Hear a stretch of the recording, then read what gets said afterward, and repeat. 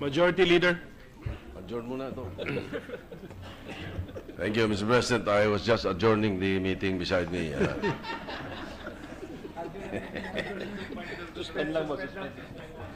Okay, suspended. The meeting is suspended, Mr. President, over here. Before, again, with the permission of the chamber, before we proceed with the reference of business, I move that we recognize Senator Risa Hontiveros to speak on a matter of public interest. Is there any objection? There being none, Senator Hontiveros is recognized.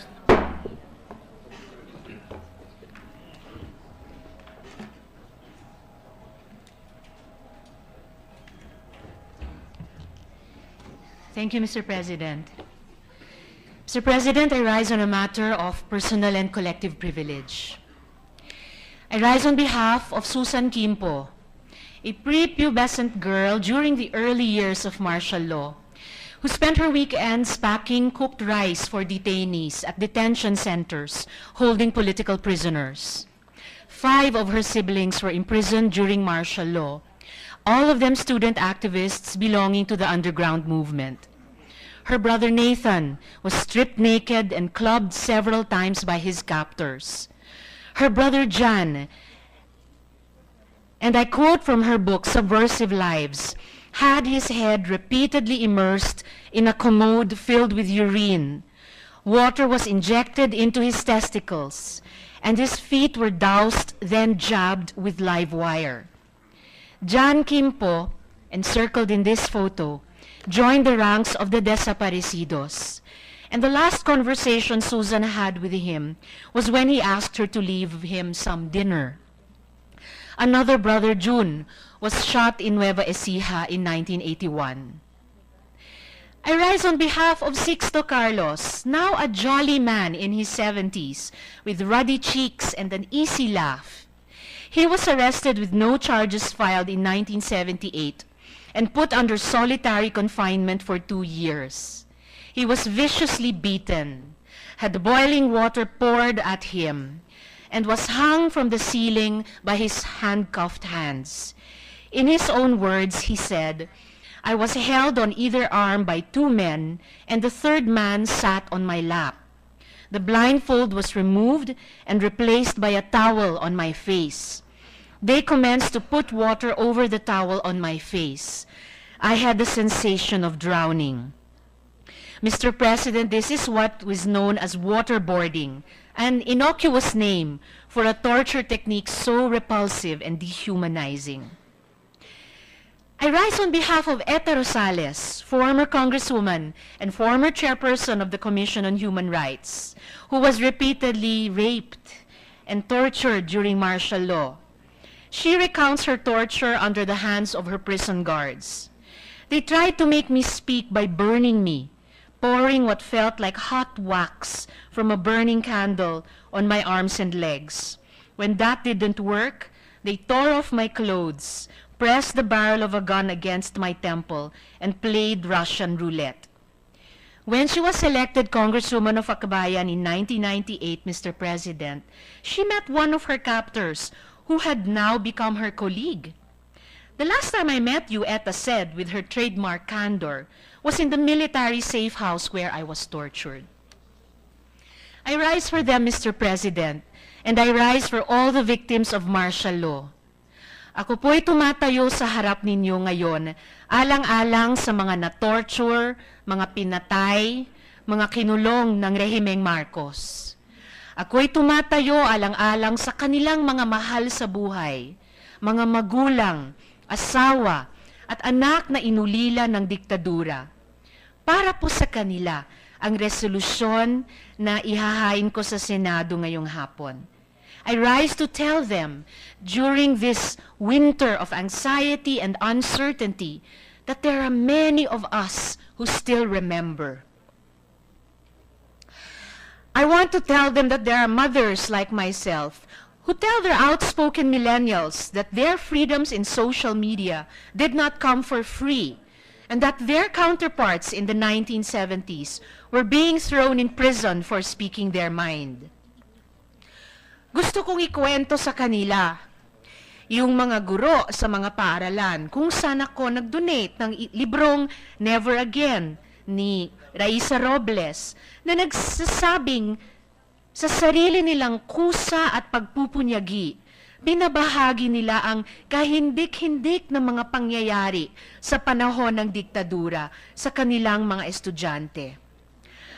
I want to tell them about the many young people I have met, so far removed from the stereotype of the uncaring, self-absorbed millennial, who ask me what they can do to fight the forces of historical revisionism that are at work, and who assure me that the struggle to preserve our collective memory is a struggle their generation shares with ours.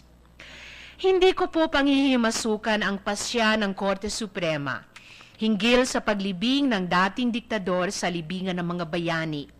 We cannot second-guess its wisdom, even as we cannot imagine how it must be for Sixto Carlos, Eta Rosales, and the Quimpo family, who will live with the reality that the architect of their torture and the torture and death of their kin has now been designated a hero.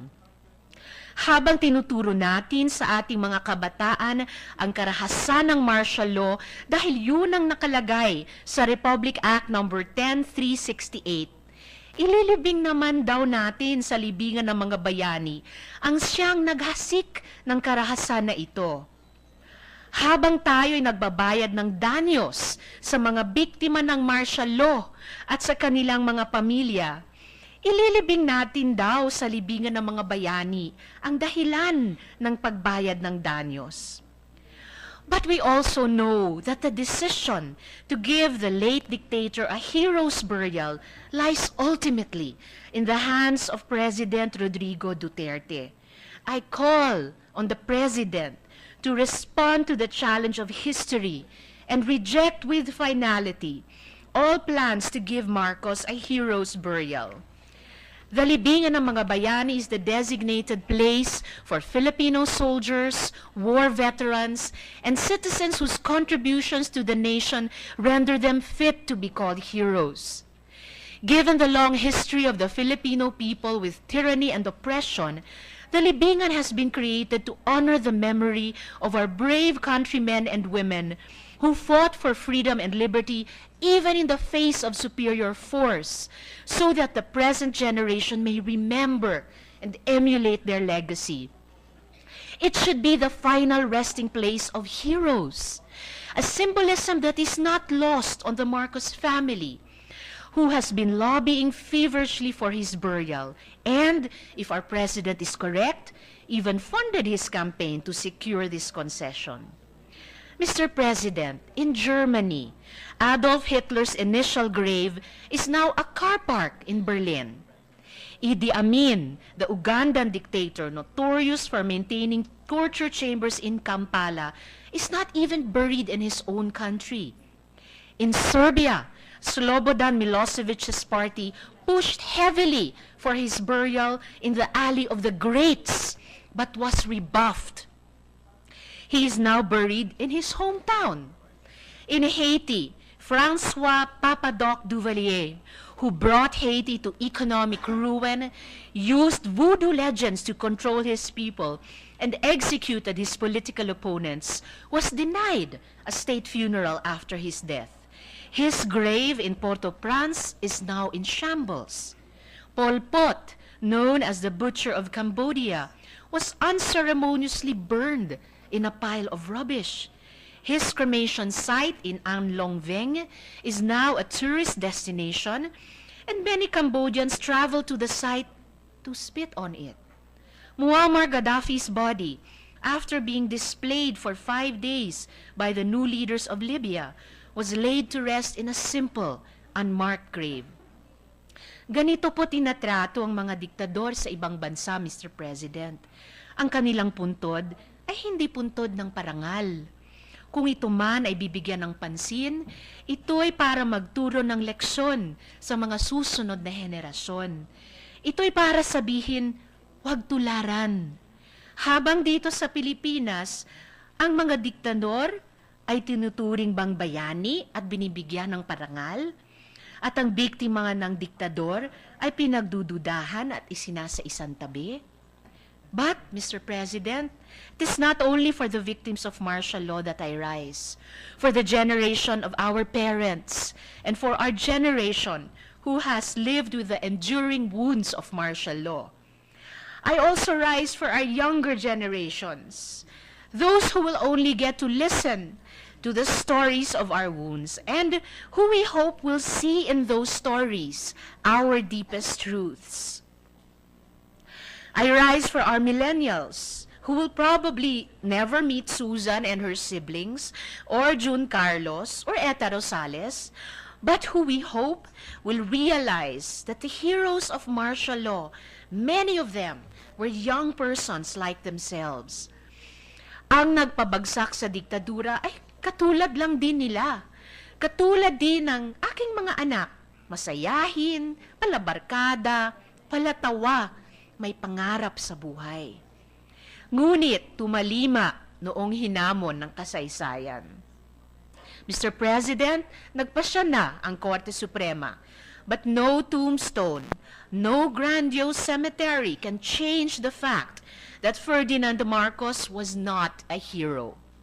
He was a plunderer, torturer, and a thief, with a family now seeking to rewrite history to serve their interests. He co-opted institutions, in the past this Senate included, in order to consolidate all power to himself. It is our duty as senators, Mr. President, as Filipinos, as students of history, to stand against this travesty and say, as has been said before, never again. Only then can we look back to the past with pride and to the future with hope. Let us not fail the test of history. Mr. President, as I have previously discussed with the Majority Floor Leader and with the permission of the body, I would like to have this privileged speech considered as sponsorship speech for Senate Resolution number 86 and kindly request the Majority Floor Leader to subject it to a vote. Marami pong salamat, Mr. President. Thank you, Senator Hontiveros. Majority Leader.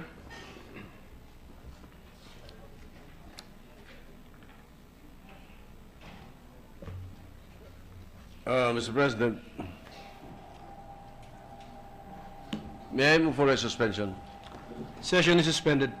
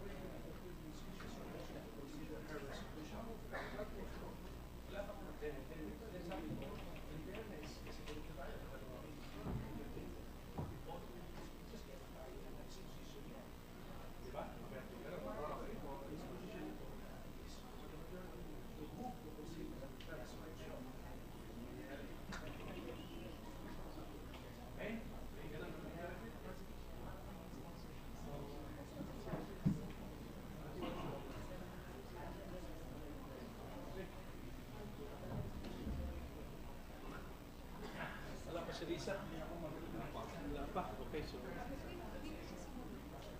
sabi ko bumalik eh. Okay, next question.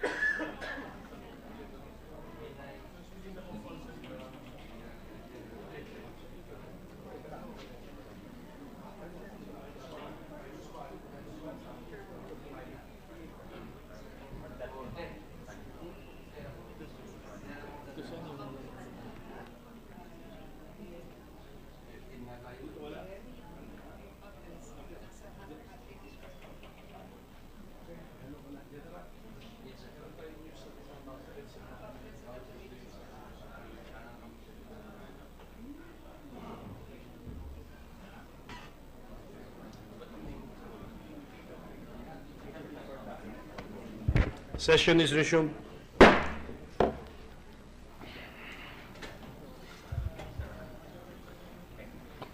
Majority Leader, can you tell us the parliamentary situation?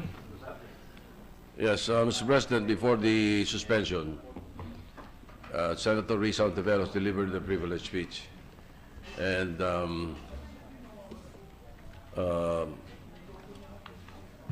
forthrightly, she mentioned that she would want that particular privilege speech be considered as a sponsorship speech of a resolution which she filed about a month ago, which is PS Resolution 86. We may consider that as soon as we do take up PS Resolution 86, but not at the moment.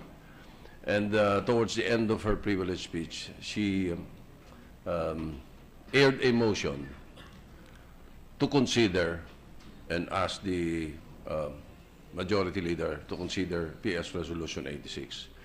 Indeed, she even mentioned that beforehand, and as a matter of fact, it is in the agenda. But again, anything in the agenda will have to be taken up by the body. So at this point, the situation, Mr. President, is that we would like to bring forward the motion of Senator Hontiveros that PS Resolution 86 be considered. I would like to ask the body to consider the motion at this point, Mr. President, because I have to be very candid about this. I'm not comfortable at this point because I know for a fact that the Supreme Court has already decided on the matter. It could be the sense of some of the members of the Senate that with a majority vote, it could be the sense of the Senate, but at this point, I have the belief that a discussion on the matter would be very divisive. So I would rather take up her motion and bring it before the body to decide, Mr. President. Mr. President? Senator Hontiveros? Mr. President, out of respect for the sentiment expressed by the majority leader that indeed the Supreme Court has already spoken, may I just hasten to reassure the majority leader and all colleagues in the Senate that, in fact, as the majority leader had mentioned, I filed this resolution number 86 a full month ago, but on the advice of senior members of the chamber, including the good majority leader, I postponed requesting that it be read out and voted upon earlier, precisely out of respect for the process that the Supreme Court was then undertaken. And therefore, today, with their ruling on the cases, I saw it fit to request, finally, that this resolution be read out and voted upon by us, simply to express the sense of the Senate, the opinion of the Senate about this issue on this very day that the Supreme Court has finally ruled on the cases. Thank you, Mr. President. Thank you. The chair will now restate the pending motion. There is a motion to consider. Senator Recto?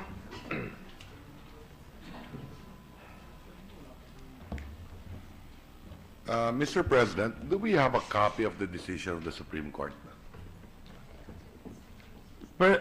Personally, I don't have a copy. Does the Senate have a copy? The Senate has no copy yet Wouldn't of the it be decision. prudent before we act on the resolution or the motion to adopt the resolution at the appropriate time to first read the decision of the Supreme Court? Because I'm reading the text of the resolution, Mr. President.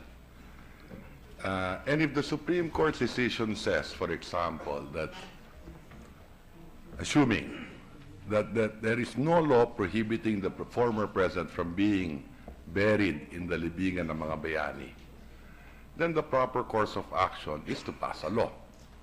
What is the effect of a resolution passed by the Senate?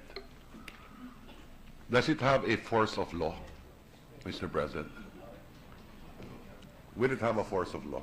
This is a resolution falling under the category of a simple resolution which expresses the sentiment or the opinion or the feelings of the collegial body called the Senate.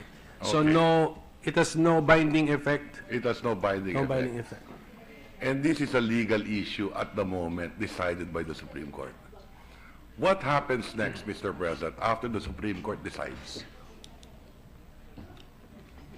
Parties can file motions for reconsideration, Okay. and some opt not to file, and then the person or the institution or the body restrained by a previous order of the Supreme Court will no longer feel restrained because the case has been decided.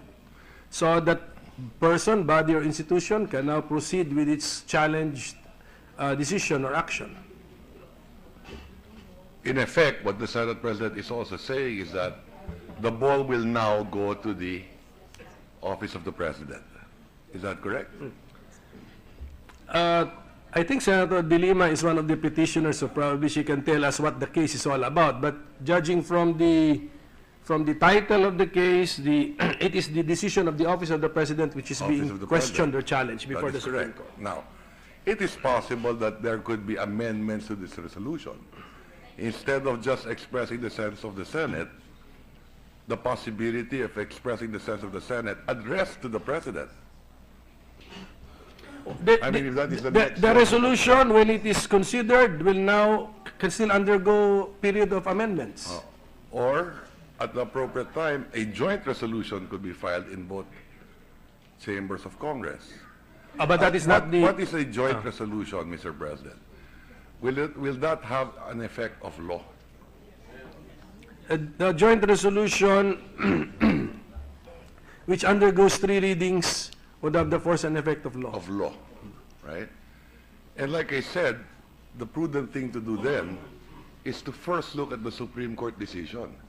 If the Supreme Court decision says there is no law prohibiting, it might be the sense of members of this chamber and that of the House, through a joint resolution at the appropriate time, a simple joint resolution would have the effect of law. Isn't that correct, Mr. President? Yes, a joint resolution is passed just like a bill, and then it also has the participation of the President. He signs the joint resolution. So I just wanted to put my observations on record.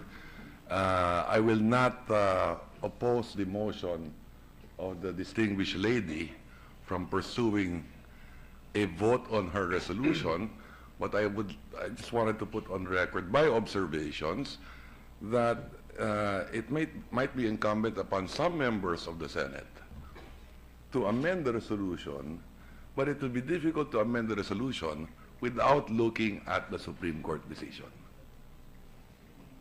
So just to put that on the record, Mr. President. Thank you, Senator Recto. Mr. President? Yeah. Okay, Senator Hontiveros, you want to respond?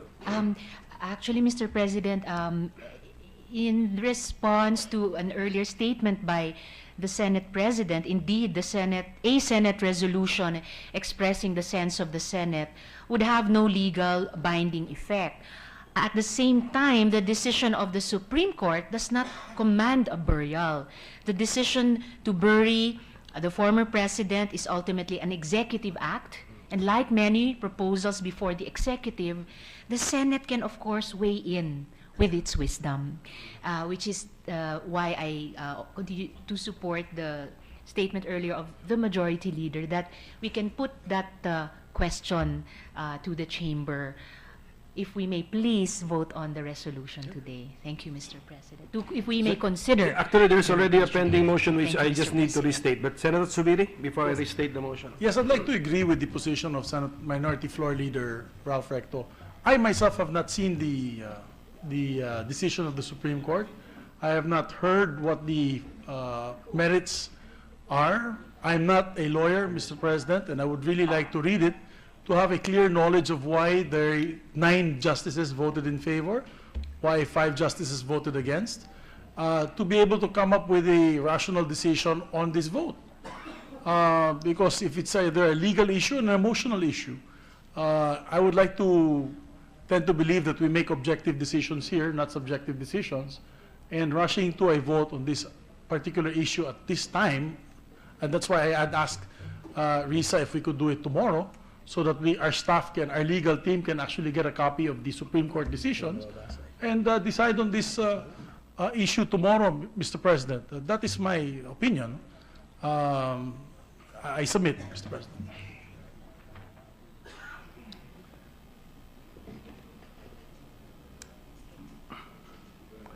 Majority Leader, do we take into account the suggestion or motion of Senator Zubiri? Senator Gordon is raising his hand. Senator Gordon is recognized. You know, Mr. President, we have been under siege from the shadow of President Marcos since he passed on. This country feels the divisiveness because every time something happens here, the name of the Marcoses are mentioned all the time. And in spite of that, rightly or wrongly, the Marcoses are back. And people elect them to office. On the matter of the burial of President Marcos, you know, my own experience with the president, former president, is not a very, very glorious one. My mother was arrested, and I felt that why should I go and explain myself to the people in martial law at the time, even having words with one of the most fearful generals at the time, Tomas Diaz, with the help of Senator Angara, the older one. We went to Olivas at the time. And we were harassed in elections also, Mr. President. I locked horns with President Marcos when I was in the student council of UP on the issue of the cultural center. I remember I was even told that your mother, every time she comes here, she asks for things for Olongapo. Why don't you go back to the poor and the prostitutes of Olongapo? And I was stung by that remark. And I said, Mr. President, I will forgive that remark. I will even forget it. I think it is beyond your dignity as President of the Republic to even utter such a remark. When I was in the Constitutional Convention, I put my name on the ban Marcos. And I was brought to Malacanang, invited to Malacanang, called by Speaker Villarreal in Bayview Hotel, And before I even left, I told Senator Manlapus, for which I was aligned with at that time, I told him if I changed my vote, I would have been bought. That's to ensure I would not be bought. I've taken a very strong position in the past, Mr. President. But you know, in this country, as you know, when I finally became mayor, you get caught into the political hoopla. And at some point in time, you have to make decisions sometimes that doesn't allow you for long-term decisions, but short-term, benefit. Because long-term decisions are a luxury at the time. And so, Mr. President, my take on this is that if the Supreme Court has already decided 9-5, that is not a small majority. That is a majority. And if they have decided on that, why must we inflict this divisiveness again within the Senate? We respect. I'm one of the first ones to respect the distinguished lady from, shall I say everywhere? I've always had highest respect for all our colleagues here. And therefore, she's entitled to her opinion, I'm entitled to mine. But I don't think we should inflict upon ourselves here the clash of having to vote, even if we don't want to vote because it's already decided on. We're not washing our hands in here. If I'm asked about what I think of Mr. Marcos, I would be very frank. I will say the good things, I will say the bad things. But the world is not,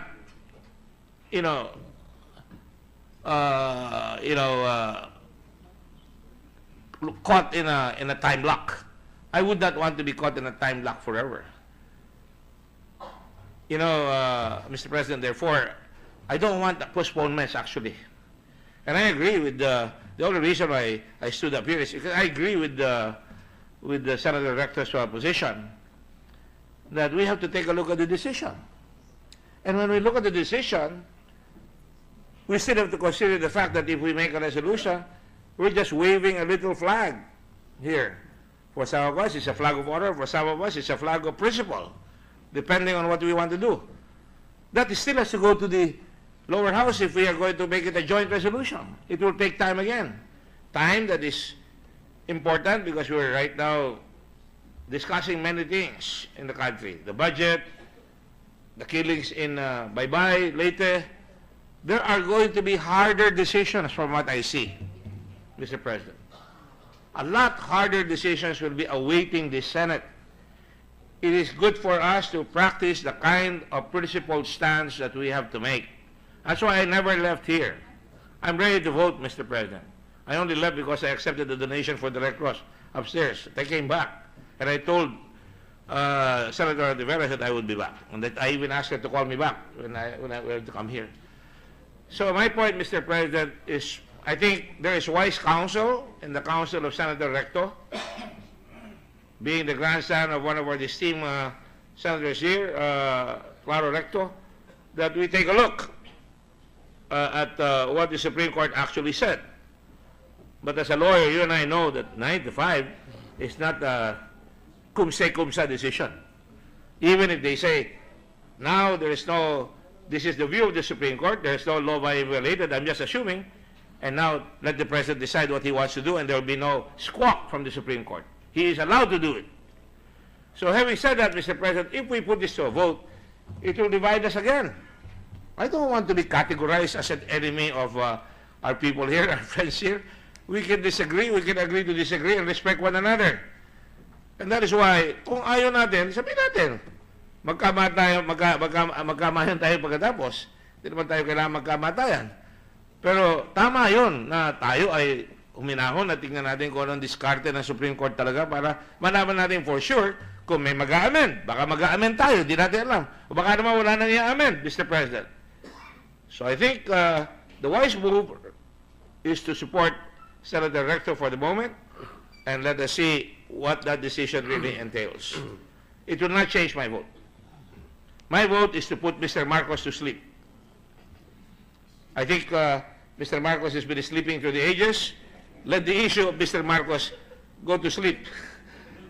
Because ang tagal-tagal lang gising yan eh. Palagi tayo nagkakagulo. You know, we're divided to pro-Marcos, anti-Marcos. I remember, I saw Sixto Carlos picture there, Mr. President. I was against Mr. Marcos in the council, and there was Sixto Carlos shouting to his lungs content, saying yan si Gordon, si Ortega, tuta ni Marcos. You know, this is what they play on. Yung bang categorization, putting you in a warp, in a time warp or whatever, in a category. I don't play those games, Mr. President. And so it is important that we all make decisions here. When the time comes, let's all make the decision, and let's do it. So my suggestion is, let's go for the proposal of Mr. Recto and Mr. Subiri as well. I have not forgotten him. I was mad at him because he walked out on me just a while ago. I thought he was trying to evade the issue, but I know Mr. Subiri was going to come back, and he did come back. He just ate. You know, one cannot fault one for being hungry. But having said that, Mr. President, let us proceed with this issue, because I also would like to make a privileged speech. Today is Haiyan Day, the 3rd anniversary. Yolanda. And I would like to honor the volunteers and just share the great experience of the rectors with the body here. I do not have dialogues with history, although the journal we show the history, but I'd like everybody to have that feel that we were able to get back on our feet again. Thank you, Mr. President. Mr. President. Thank you, With Senator the Gordon. indulgence of Senator Villar, may we recognize Senator Poe. Senator Poe is recognized.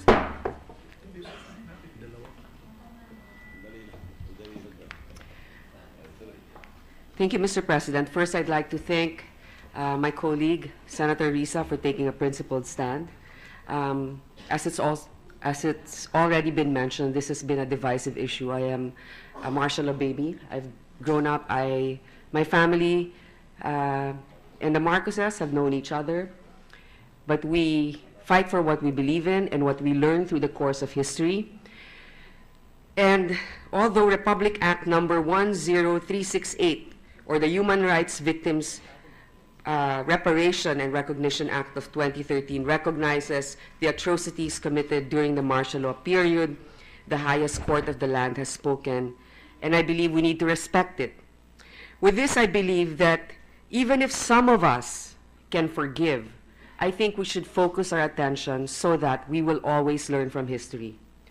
I know that this is your initiative to be able to include as part of the programs in our public education what happened during the course of history and martial law. I think that is a constructive way to be able to address this issue through education, through empowerment, so that our countrymen can make informed decisions. Definitely, we should not forget. At the same time, there's been a lot of question also about the executive power to be able to determine who should be buried in the libingan ng mga bayani. Therefore, it's become a political issue, just like in my own personal experience, the decision on who should be national artists of the country. I think this is something that we need to take up to amend the law so that it does not rest on one person to decide who is deserving of being buried in the libingan ng mga bayani. Nonetheless, I know that we all have our personal opinions. We need to be able to move forward from this. I think that it's been mentioned that this is not about party lines, this is not about families, this is about moving forward with the right perspective of history, and hopefully which will not deter but contribute to nation building. And so, Mr. President, in my own personal opinion, I think that there is sound logic and also reason in what Senator Recto has stated. It should not change our personal position, whether we agree with it or not, but since the Supreme Court has spoken, and we also have equal powers with the judiciary, I think that we should be more prudent and responsible now with whatever resolutions we will be taking up in this body. Thank you, Mr. President. Thank you, Senator Poe. Majority Leader, who shall I recognize? Yes, Senator Aquino, Pangilinan, and then Hontiveros again, Mr. President. Senator Aquino is recognized. Mr. President, maraming salamat. Just a short manifestation. Unang-una sa lahat, sa pagkakaalam ko, ang desisyon ng Supreme Court ay isang desisyon na nagsasabi, it's up to the executive to decide on this matter. So gusto ko lang pong klaruhin na hindi po nag-decide yung Supreme Court na dapat ilibing o hindi ilibing si former President Marcos sa libingan ng bayani. Ang sabi niya, ang ehekutibo ang magdidesisyon dito. So in short, I think this resolution is still very much important, no? Because decisions will still have to be made, even if statements have already been given that the President is going to continue with this action. Until it is done, there is still time to be able to weigh in on this decision. So I think more than the Supreme Court, probably this resolution is to be able to voice out what the sense of the senators and the Senate is on the matter. Secondly, Mr. President, there is sense in some of our colleagues what they have said about being careful about this decision, reading about it, and that resonates with me, although I still believe that it's good that we take a stand on this issue and that our voices be heard. You know, Mr. President, when a lot of young people ask me what the job of senators do, actually when I ask them, what do you think the job of a senator is, they always say, investigate. And I'm quick to correct them. Sabi ko, no, it's not investigation, it's legislation. Sometimes it's oversight. Sometimes it's investigation. But I always add the fourth purpose of the Senate, and that is to be part of the national conversation. To be able to weigh in, having our own national mandates on the national conversation. And so, Mr. President, I think on this particular issue, which is of national import, it's important that we make a stand, that the Senate is part of this national conversation. And I can respect, Mr. President, some concerns with reading the decision first or maybe even postponing. We probably will come to a vote on this matter. But definitely, Mr. President, mahalaga na meron tayong sasabihin sa issue na ito na napakahalaga sa ating bansa.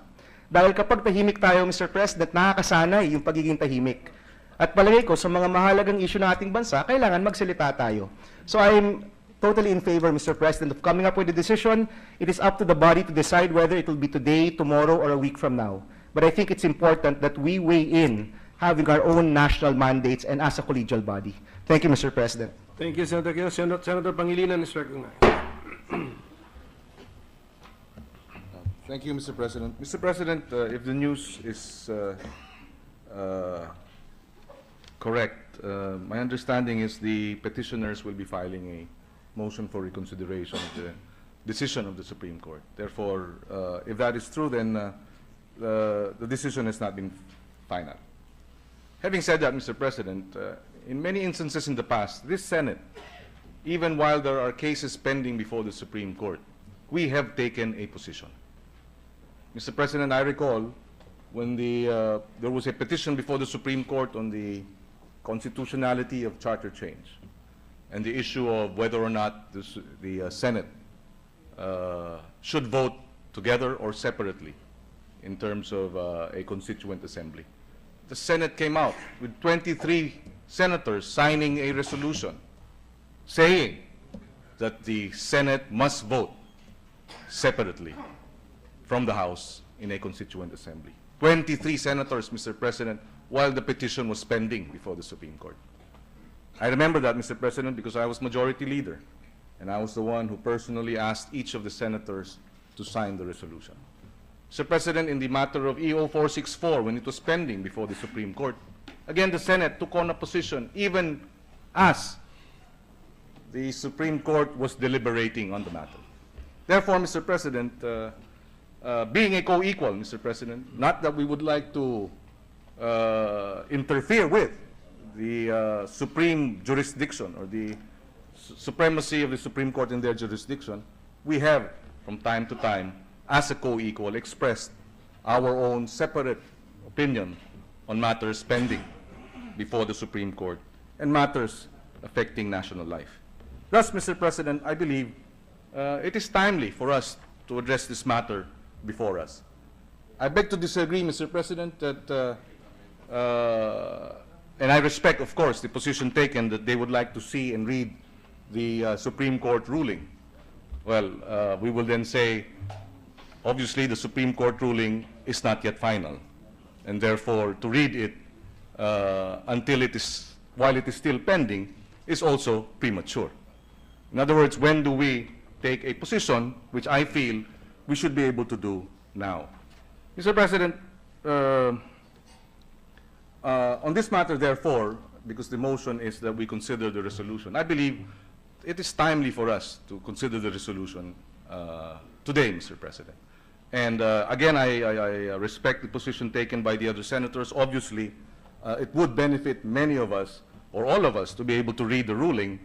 But looking at the title of this resolution, Mr. President, it is my view that we may be able to act independent of the ruling of the Supreme Court, because as the resolution reads, expressing the sense of the Senate that the crimes of the former President Ferdinand Marcos to the Republic and the human rights violations committed under his regime render him unfit to be buried at the libingan ng mga bayani. With this, Mr. President, it is my humble opinion that we may be able to tackle this resolution separately from precisely the ruling or the final decision of the Supreme Court on the matter. Thank you, Senator Pangilinan. Senator Hontiveros. Thank you, Mr. President. It was said earlier, it was asked earlier, why must we inflict this divisiveness on the Senate?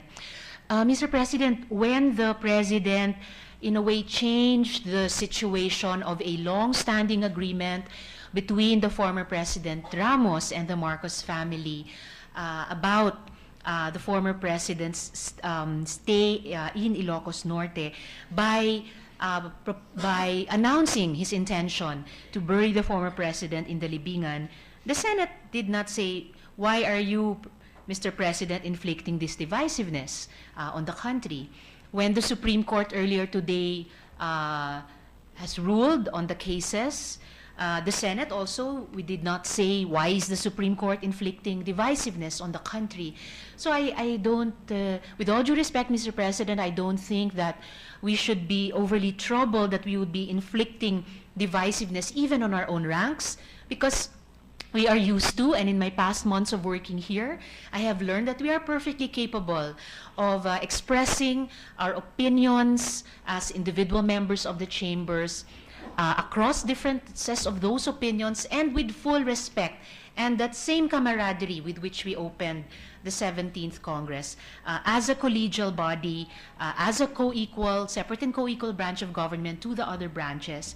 And in order to be, indeed, as Senator Aquino said, to continue to be part of the national conversation. So I do look forward, Mr. President, to our voting on the motion put by the Majority Leader to decide on whether or not to consider the resolution today. Thank you, Mr. President. Thank you. Mr. President, Majority Leader. thank you. It is not uncommon that the Majority Leader agrees with the Minority Leader, Mr. President. It happens usually in the Senate. As a matter of fact, it happens vice versa. And considering the more often vice versa. Now, because of that, Mr. President, and before we vote, may I just put on record the fact that if we do not vote to take up the resolution now, it simply means instead of the Majority Leader filing for a motion to defer the issue to support the sentiment of some of our members, we can proceed to vote. If we do not vote in favor of the motion to consider, it does not mean that the resolution is lost. It only means that it will remain in the Rules Committee until the other members of the Senate have a copy of the Supreme Court decision and are ready to vote in favor to consider it on the floor, and they will be ready with their amendments. I think that is the situation that we are in right now. So voting against it does not mean we are making or losing the resolution. It will remain in the Rules Committee. So if we are ready, or before we do that, may I move for a suspension, Mr. President? Session is suspended. Tama, maganda yung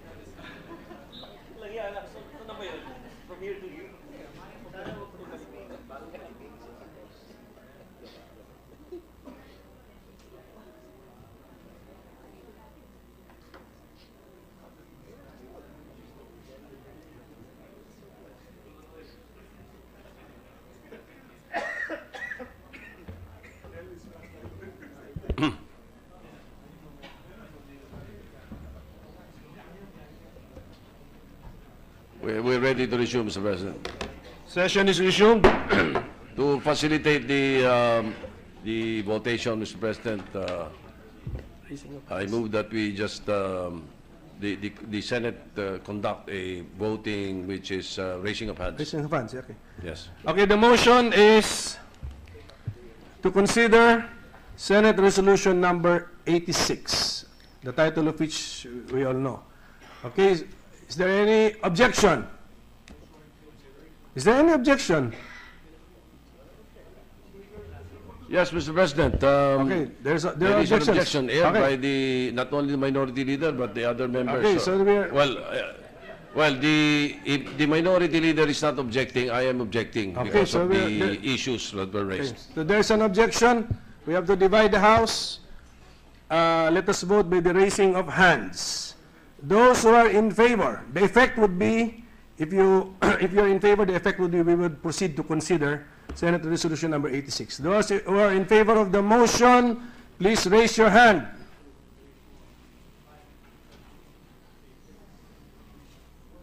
Okay. Those who are not in favor, raise your right hand.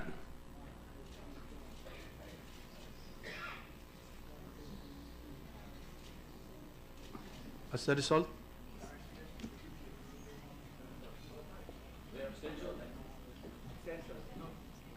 I did not vote. I abstained. Who else abstained? Mr. President, how was my vote recorded? Senator Recto's vote was recorded as abstain. May I explain my vote, Mr. President? My abstention. Can I announce the result first? Yes, you may, Mr. What's the President. result? Mr. President, before you make that ruling, Senator, please. Go ahead. I was a majority floor leader. I understand. 6 affirmative votes, 6 negative votes, 2 abstention. So No, that means the motion is lost. the motion is lost. Mr. President, may I explain Senator my Recto will vote? explain his abstention. I will explain my vote, Mr. Yes, President. precisely way I made the manifestation earlier, Mr. President. I think it will be more prudent on my part for me to read first the decision of the Supreme Court before I act on the resolution itself, because at the appropriate time, I may introduce amendments to the resolution. So with that on the record, thank you, Mr. President. Mr. President, Senator Subiri is recognized. Mr. President, it looks like we're pitting ourselves on a corner on both sides. Let's make this clear. The media is having a frenzy now. Now they're going to say those who voted against it is pro-Marcos, and those who vote in favor is pro-Aquino and or anti-Libingan. I think we have to make this clear. I voted to postpone because I want to see the merits of the Supreme Court decision being a non-lawyer. There's no love lost for me and the Marcoses because my family carried Leni Robredo in Bukidnon. She won by 200,000 votes, more than any in Region 6 because she led in Region 6.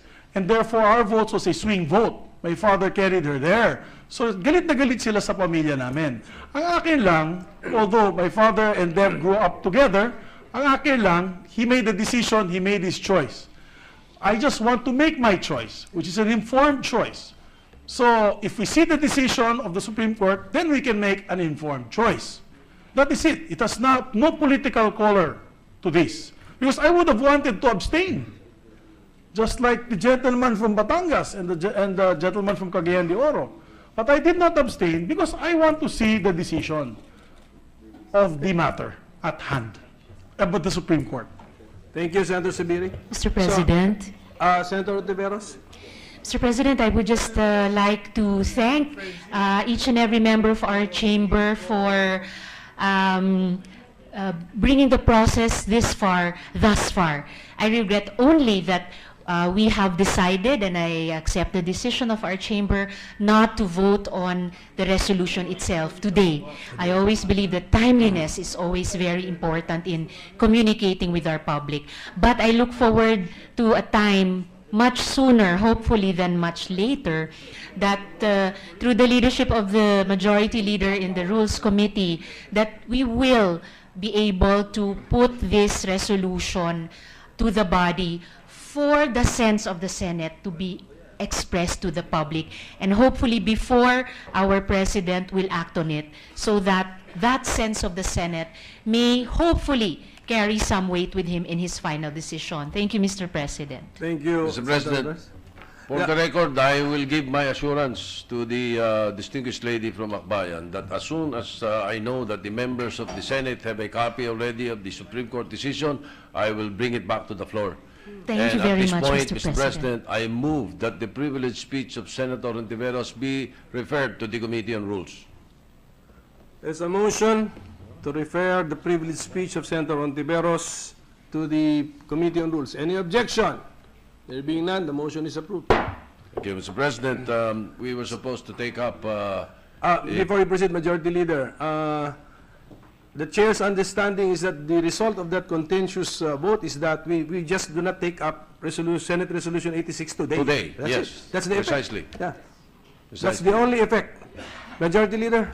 Thank you, Mr. President. We were supposed to take up another privileged speech of Senator Gatchalian, but he wishes to be scheduled tomorrow. To those who would like to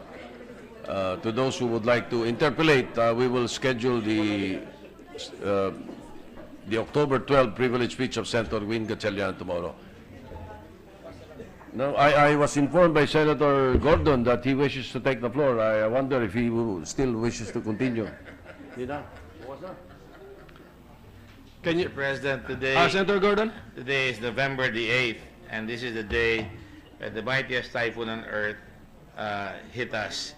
I was going to deliver a speech in honor of all the volunteers, in honor of all the people who died and who have also those who have recovered as well.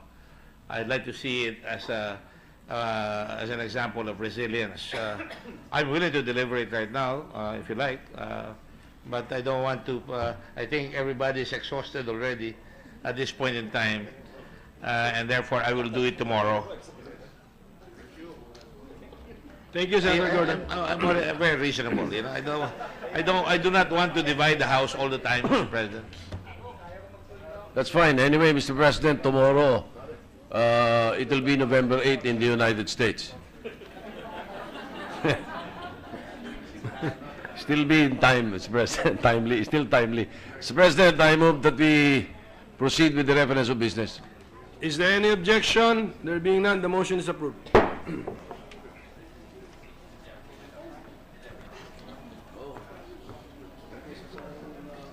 Reference of business, Secretary. Message from the House of Representatives.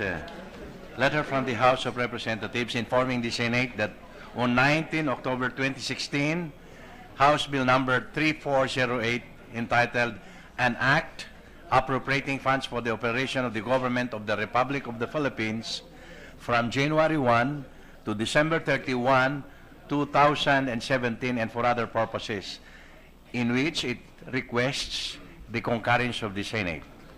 Referred to the Committee on Finance. Bills on first reading.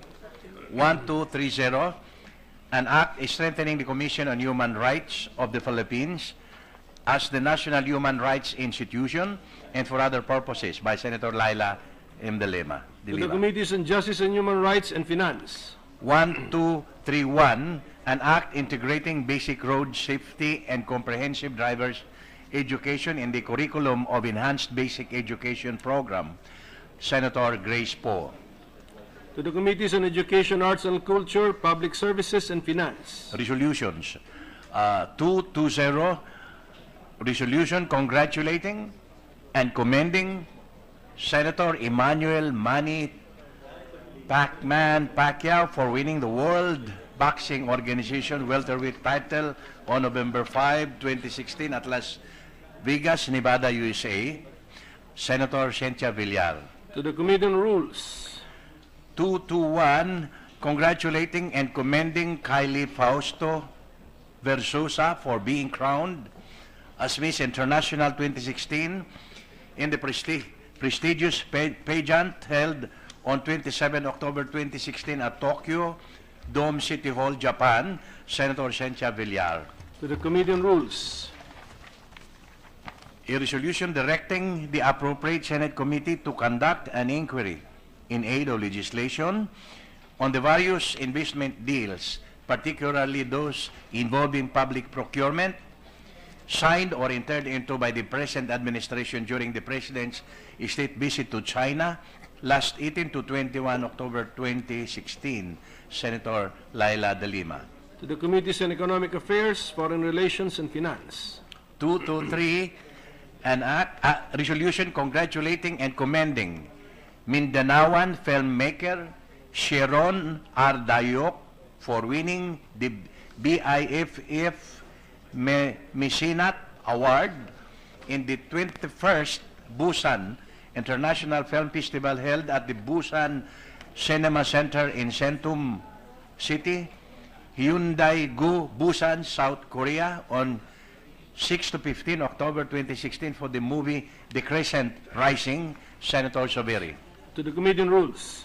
224, resolution congratulating and commending Kylie Fausto Versosa for honoring the Philippines with the prestigious Miss International 2016 title in Tokyo, Japan on 27 October 2016. Senator Soberi. To the Committee on Rules. 225, resolution congratulating and commending boxing legend Senator Emmanuel Manny Pacquiao for winning the World Boxing Organization welterweight title against Jesse Vargas on 5 November 2016 at the Thomas and Mack Center in Las Vegas, Nevada, USA, marking his triumphant return in the ring. Senator Sobiri. To the Committee on Rules. A resolution directing the appropriate committee to conduct an inquiry in aid of legislation on the recent series of deaths of persons that are mainly drug-related killings by the police during police operations, under police custody and detention, and outside legitimate police duty to make the police more accountable and responsible to the people. Senator Richard Gordon. To the Committee on Public Order and Dangerous Drugs. Communications, letter from the Bangko Sentral ng Pilipinas transmitting to the Senate copies of certified and authenticated circular letter numbers CL-2016-085 and 086 dated 13 and 19 October 2016 in compliance with Section 15A of Republic Act Number 7653, the Central Bank Act. To the Committee on Banks, Financial Institutions, and Currencies. Majority Leader. Mr. President, I move that we adjourn the session until 3 o'clock in the afternoon of November 9, 2016. Is there any objection? There being none, the session is adjourned until 3 o'clock in the afternoon of Wednesday, November 9, 2016.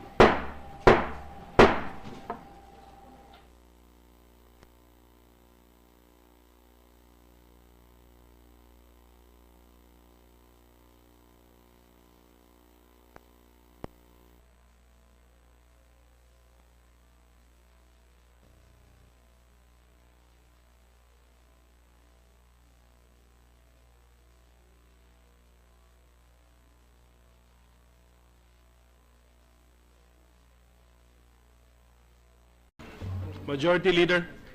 Adjourn muna ito. Thank you, Mr. President. I was just adjourning the meeting beside me.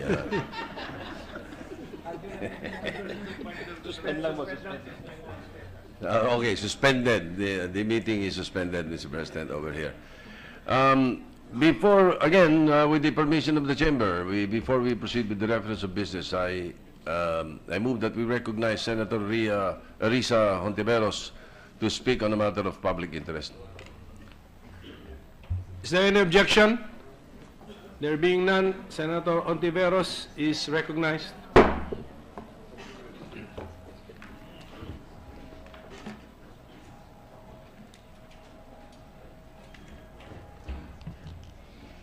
Thank you, Mr. President. Mr. President, I rise on a matter of personal and collective privilege.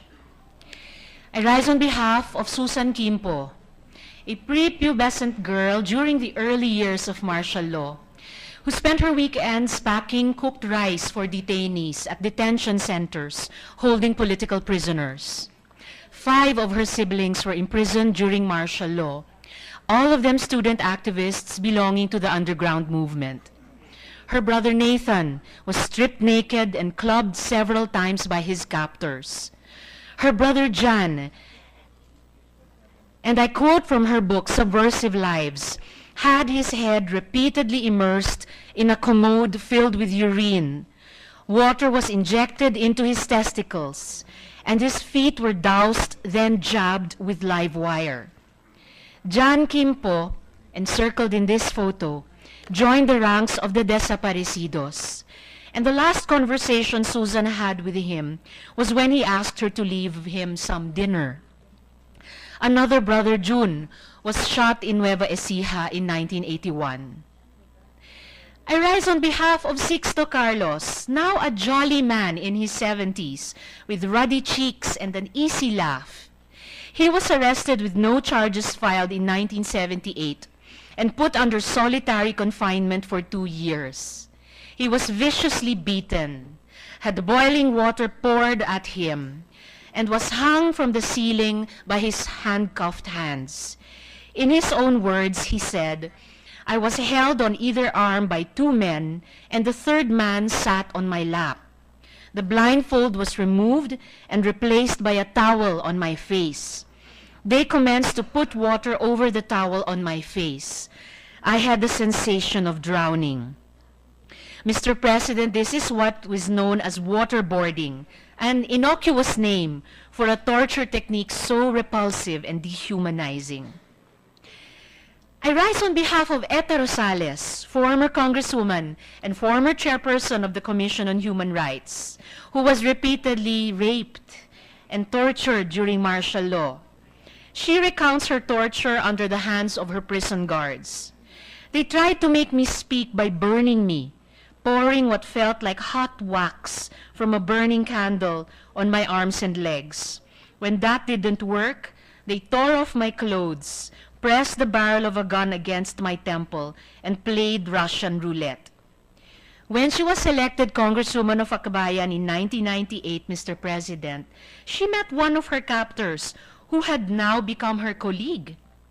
"The last time I met you," Eta said with her trademark candor, "was in the military safe house where I was tortured." I rise for them, Mr. President, and I rise for all the victims of martial law.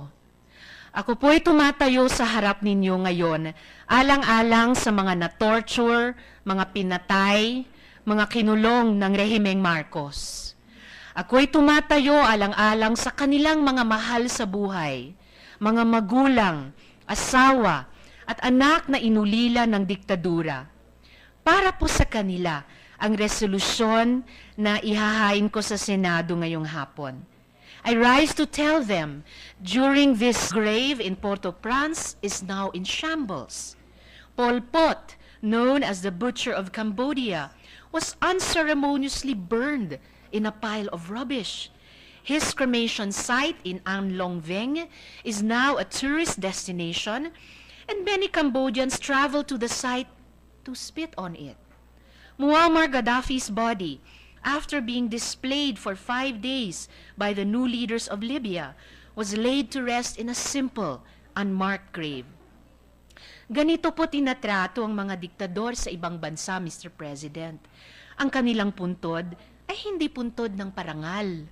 Kung ito man ay bibigyan ng pansin, ito ay para magturo ng leksyon sa mga susunod na henerasyon. Ito ay para sabihin, huwag tularan. Habang dito sa Pilipinas, ang mga diktador ay tinuturing bang bayani at binibigyan ng parangal, at ang biktima ng diktador ay pinagdududahan at isinasa-isang tabi? But, Mr. President, it is not only for the victims of martial law that I rise, for the generation of our parents, and for our generation who has lived with the enduring wounds of martial law. I also rise for our younger generations, those who will only get to listen to the stories of our wounds, and who we hope will see in those stories our deepest truths. I rise for our millennials, who will probably never meet Susan and her siblings, or June Carlos, or Eta Rosales, but who we hope will realize that the heroes of martial law, many of them were young persons like themselves. Ang nagpabagsak sa diktadura ay katulad lang din nila. Katulad din ng aking mga anak, masayahin, palabarkada, palatawa, may pangarap sa buhay. Ngunit tumalima noong hinamon ng kasaysayan. Mr. President, nagpasya na man ng martial law at sa kanilang mga pamilya, ililibing natin daw sa libingan ng mga bayani ang dahilan ng pagbayad ng danyos. But we also know that the decision to give the late dictator a hero's burial lies ultimately in the hands of President Rodrigo Duterte.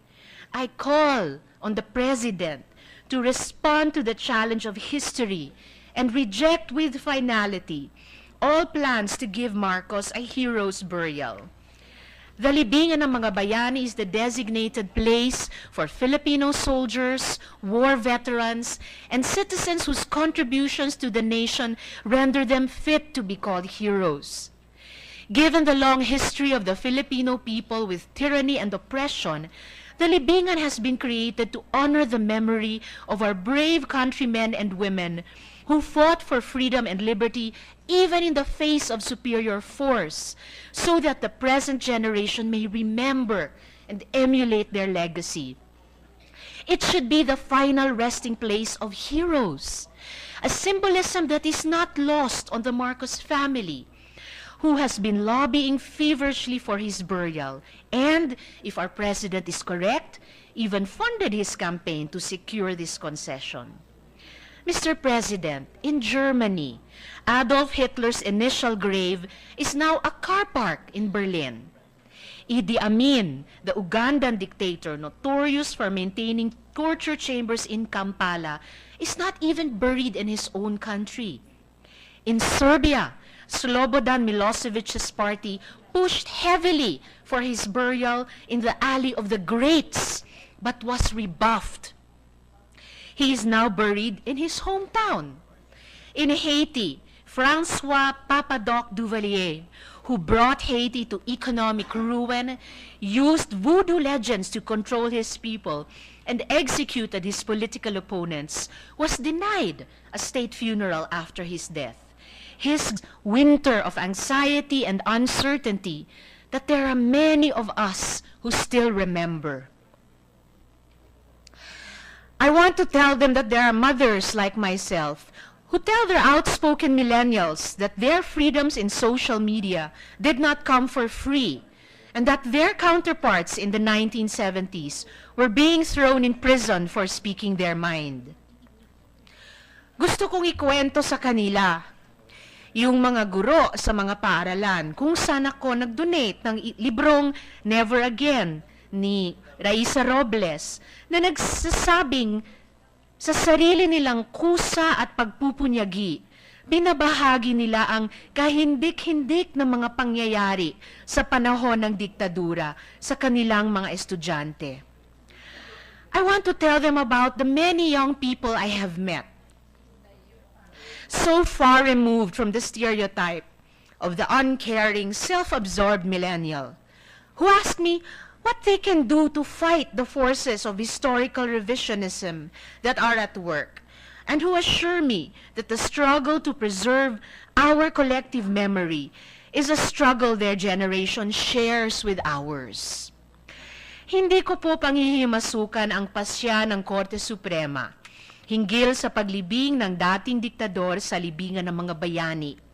We cannot second-guess its wisdom, even as we cannot imagine how it must be for Sixto Carlos, Eta Rosales, and the Quimpo family, who will live with the reality that the architect of their torture and the torture and death of their kin has now been designated a hero.